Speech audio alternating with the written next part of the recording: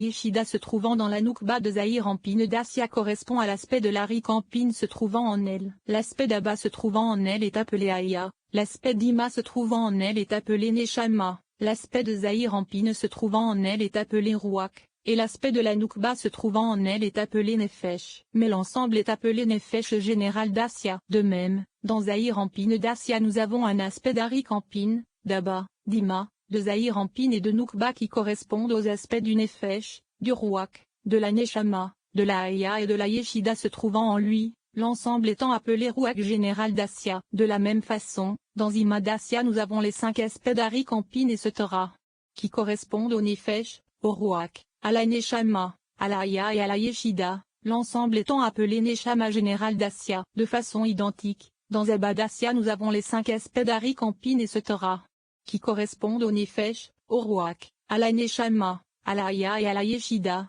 l'ensemble étant appelé Aya général d'Assia. Et dans Arik Ampine d'Assia nous avons les 5 aspects d'Arik Ampine et Setara, qui correspondent au Nefesh, au Ruach, à la Neshama, à la Aya et à la Yeshida, l'ensemble étant appelé Yeshida général d'Assia. Et tous ces aspects se trouvant dans le monde d'Assia constituent le Nefesh et sont appelés Malkout vis-à-vis de l'ensemble des mondes. Ainsi, tout ceci est appelé intériorité du monde d'Assia. Mais tous ces aspects existent également dans l'extériorité d'Assia qui correspond aux Ophanions vis-à-vis de l'ensemble des mondes. En vérité, ils se divisent eux-mêmes en 5 parts sophimes comme cela a été indiqué à propos de l'intériorité, et chacun de ces parts sophimes contient les 5 aspects, dont nous venons de parler à propos de l'intériorité. Il se trouve que le monde de Yetzira contient 2 aspects qui sont l'intériorité et l'extériorité. L'intériorité correspond aux Ruot, et l'extériorité correspond aux anges. Or ces 2 aspects contiennent chacun 5 parts soufim, Arik Ampine, Abba, Ima, Zahir Ampine et Noukba. Et chaque part souf se divise en 5 aspects du Nefesh, du Ruach, de la Neshama, de la Aya et de la Yeshida se trouvant dans Yetzira. Nous avons donc une division en 25 aspects particuliers et en 5 aspects généraux comme cela a été indiqué. Mais l'ensemble ne correspond qu'à l'aspect du Ruach et à l'aspect de Zahir Ampine vis-à-vis de l'ensemble des mondes. De la même façon, Beria possède les 2 aspects de l'intériorité et de l'extériorité. L'intériorité correspond au Neshamot, et l'extériorité correspond au trône dans lequel se trouvent les esprits saints comme cela est indiqué dans les écalotes sur la paracha Tokdeh. Et chacune se divise en 25 aspects particuliers et en 5 aspects généraux, le tout étant appelé Neshama et Bina vis-à-vis de l'ensemble des mondes. De façon identique, un Atzilut possède les 2 aspects de l'intériorité et de l'extériorité. L'intériorité correspond aux lumières et à l'essence qu'elle contient, et l'extériorité correspond au réceptacle. Et chaque aspect se divise en 25 aspects particuliers, le tout étant appelé Aya et Okma vis-à-vis de l'ensemble des mondes. De même, Adam Kadmon possède les 2 aspects de l'intériorité et de l'extériorité. L'intériorité correspond à l'essence qu'il contient, et l'extériorité correspond au réceptacle bien que vis-à-vis des autres mondes il ne soit pas appelé réceptacle, mais uniquement vis-à-vis de sa propre intériorité. Et chacune se divise en 25 aspects particuliers, le tout étant appelé Yeshida et Keter vis-à-vis de l'ensemble des mondes. C'est ce qui est indiqué au début du Tikkun 70. Adam Kadmon c'est la Keter suprême. Sache que toute intériorité se trouvant dans chacun de ces 5 mondes correspond à l'aspect de la Yeshida, de la Aya, de la Neshama, du Ruach et du Nefesh se trouvant dans ce même monde, alors que son extériorité correspond au réceptacle et au corps desquels se revêtent la Yeshida, la Aya et Setara. Il se trouve que tous les mondes correspondent uniquement à l'aspect d'un parsouf de 10 séphiroth. Ainsi, par toute son extériorité Adam Kadmon correspond à la Keter se trouvant en eux, l'Atzilut Abba, Beria Ima, Yetzira Zahir Ampine, et Assia Anoukba. Mais le tout ne forme qu'un seul parsouf. Et il existe une essence qui est l'intériorité, ainsi que des réceptacles qui sont l'extériorité. Et à l'intérieur de tout cela se trouve la lumière de Vinsof vis-à-vis duquel tout le reste est appelé réceptacle ou extériorité, car lui seul se trouvant en leur sein est l'essence et l'intériorité. Après t'avoir expliqué tout ceci de façon générale, nous devons éclairer tes yeux afin que tu ne t'égares pas à propos de ce qu'il est dit plus haut en pensant que tout comme chaque parsouf de chaque monde contient les 5 aspects du Nefesh, du Ruach de la Neshama, de la Aya et de la Yeshida appelées intériorités. De même il y aurait 5 aspects des réceptacles en correspondance avec eux, car il n'en est pas ainsi. Le sujet en est que les réceptacles correspondent à l'extériorité et à l'épaisseur, et ils ne peuvent revêtir parmi les 5 sortes de Neshama que les 3 dernières qui sont le Nefesh, le Ruach et la Neshama. C'est pourquoi ce sont les seuls qui possèdent une correspondance dans les réceptacles et dans les corps. Ainsi, La Haya et la Yeshida se trouvant dans chaque parsouf ne possèdent aucune correspondance dans les réceptacles de ce même parsouf qui puisse les revêtir. Elles restent donc à l'extérieur et sans réceptacle par le secret de l'environnante comme cela a été expliqué. Il se trouve que dans l'extériorité nous n'avons donc que trois aspects qui sont les trois réceptacles extérieurs, intermédiaires et intérieurs permettant de revêtir le Nefesh, le Ruach et la Neshama qui leur correspondent. Cependant,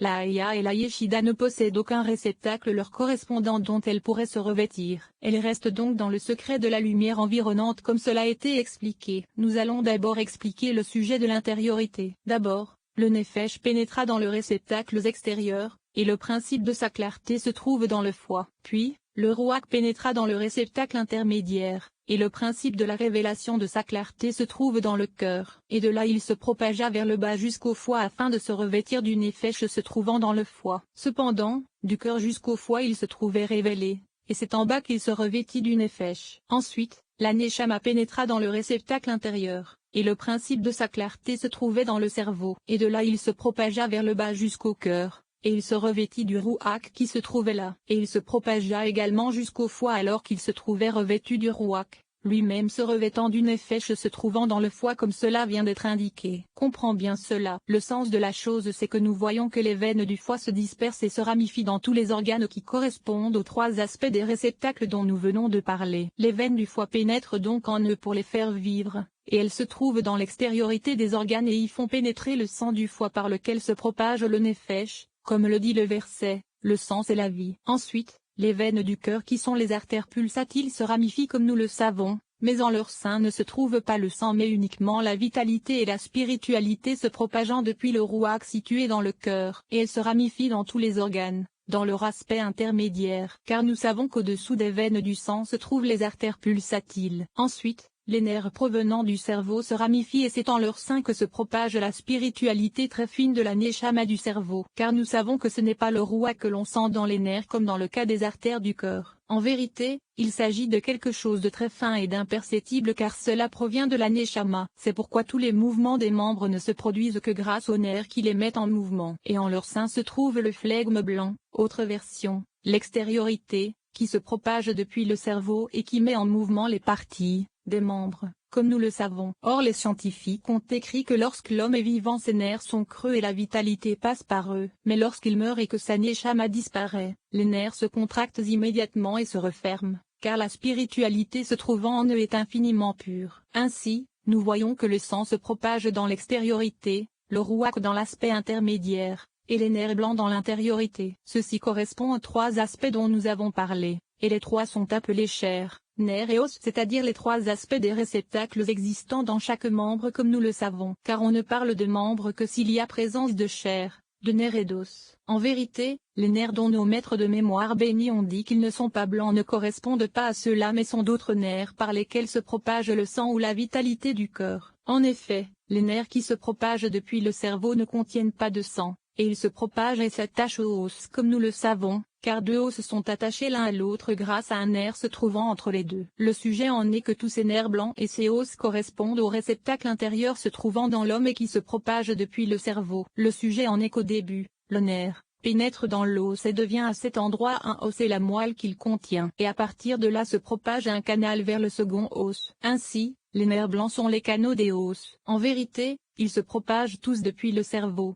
et ils correspondent tous à l'aspect du réceptacle intérieur. Il se trouve que l'ensemble des 248 membres de l'homme contient des réceptacles c'est-à-dire de la chair, des nerfs et des os. Or la chair correspond à l'extériorité se trouvant dans tous et dans laquelle se propage le sang du foie comme nous le savons, car la chair provient du sang qui s'épaissit et se matérialise à l'extrémité des veines pour devenir cette chair. Et c'est dans les artères pulsatiles que se trouve le réceptacle intermédiaire, alors que les nerfs blancs et les os sont les réceptacles intérieurs. Or la source de ces trois aspects ce sont le cerveau, le cœur et le foie comme cela a été indiqué, car c'est là que se trouve le principe de la révélation du Nefesh du Ruach et de la Neshama. En effet, c'est là que se trouve le principe de leur résidence et de leur clarté. Et c'est à partir de cet endroit qu'ils envoient leurs ramifications vers les autres organes. C'est pourquoi ces trois organes, que sont le cerveau, le cœur et le foie ne font pas partie des 248 membres car ils en sont la source. Il se trouve que le foie est la course inférieure du corps, le cœur sa source centrale, et le cerveau la source de la tête. Et ils correspondent à Aleph,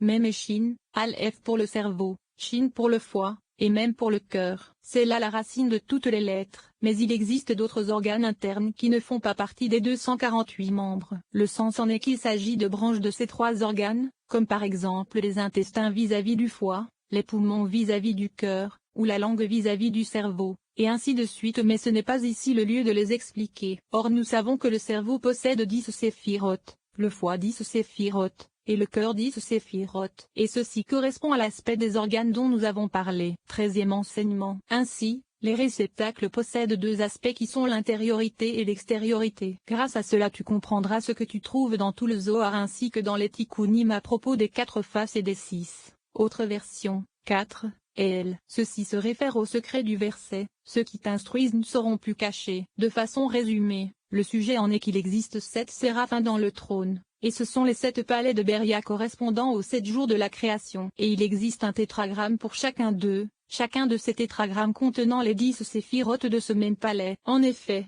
nous savons qu'il n'existe aucun tétragramme qui ne contienne 10 séphirotes puisque l'éperon du Yod correspond à la Keter de ce palais, Yod et Abba et Ima, le Vav aux 6 extrémités, et le Ea Malkout. Ce sujet est indiqué par les autres versions, et ces 7 tétragrammes des 7 palais sont indiqués par les initiales des 7 paroles, c'est-à-dire que les 7 tétragrammes sont vocalisés avec les voyelles des 7 paroles, comme cela a été indiqué à propos de l'intention de la lecture du Shema du soir. Ceci se trouve indiqué dans les Tikkunim, Tikkun 70, Daf 135. Comprend cela car l'ensemble des 10 séphirotes d'un palais se divise selon les 4 lettres Yahvé, et c'est ce qui est désigné sous l'expression 4 faces chacun, c'est-à-dire les 4 aspects du corps intérieur de chacun d'entre eux. Et il existe un corps extérieur les recouvrant qui correspond à 7 noms de 42 lettres, se trouvant dans chaque palais. Et le nom de 42 lettres devient un corps extérieur à l'image des ailes d'un oiseau qui sont pour lui un vêtement extérieur entourant tout son corps. Il se trouve que le nom Abjit est un corps extérieur dans lequel se trouve le corps intérieur appelé Yahvé,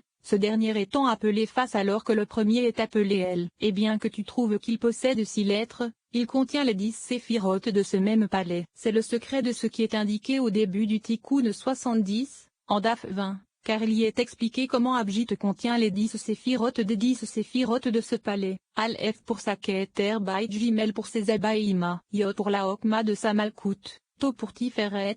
Sadi pour Yesod qui est Tzadik. Il se trouve que vis-à-vis du secret du corps intérieur seuls les 4 aspects racines sont indiqués. Et en ce qui concerne le corps extérieur appelé El, sont indiqués également sa Keter et sa Yesod. Toutes les particularités des noms et des appellations qui sont les ailes et les vêtements ont ainsi été expliquées. Ne sois pas étonné du fait que les noms soient composés de plus ou moins de lettres car le tout ne forme qu'un seul sujet. Et c'est uniquement en fonction de l'aspect qui se révèle le plus parmi les 10 séphirotes de cet aspect que les lettres se révèlent dans cette appellation. Garde cette règle près de toi car grâce à elle tu comprendras tous les noms et toutes les appellations. Ainsi, dans les 10 séphirotes de l'Atsilut se trouvent les intériorités du Nefesh, du Ruach, de la Neshama, de la Haya et de la Yeshida. Et en correspondance avec ces 5 aspects nous avons 2 lumières environnantes. Ensuite, il existe 3 aspects de réceptacles qui ne constituent tous qu'un seul corps intérieur, et 3 autres réceptacles qui constituent un corps extérieur, et leur correspondent 6 réceptacles environnants. Ainsi, il existe de nombreux aspects dans chaque séphira. Et tout ceci concerne un seul aspect, car les séphirotes s'élèvent parfois de leur emplacement et changent par le secret de cette élévation. Ainsi, l'extériorité de l'une devient l'extériorité de l'autre comme nous le savons. En vérité, aucun des aspects dont nous avons parlé ne manque. Et tout ceci concerne les 10 séphirotes de l'Atsilut. En vérité, lorsqu'elles se revêtent des 10 séphirotes de Beria, des vêtements leur sont ajoutés, car lorsque l'extériorité de la séphira Malkout de l'Atsilut se revêt de la Malkout de Beria, elle se retrouve là par le secret de la Neshama, et plusieurs vêtements lui sont ajoutés, c'est-à-dire le Nefesh et le Réa de ses lumières et de cette essence, ainsi que les 6 aspects des réceptacles intérieurs et extérieurs, sauf l'aspect des environnantes. Ainsi, tu verras qu'il existe de nombreux aspects se revêtant les uns des autres. Ensuite, lorsque les 10 séphirotes de Beria se revêtirent des 10 séphirotes de Yetzira, des vêtements leur furent ajoutés de la même façon, et il en fut de même pour le revêtement de Yetzira dans Assia. Ainsi, il existe une infinité d'aspects vis-à-vis des 10 séphirotes, car ensuite ce furent les anges qui s'attachèrent aux 10 séphirotes, et ce sont différentes catégories supplémentaires de vêtements recouvrant les 10 séphirotes puisqu'il ne s'agit pas de séphirotes mais uniquement d'anges et de vêtements très extérieurs. Et tout ce que nous avons indiqué à propos des 10 séphirotes existe chez les anges, dans les aspects de l'essence, des lumières et des réceptacles intérieurs et environnants.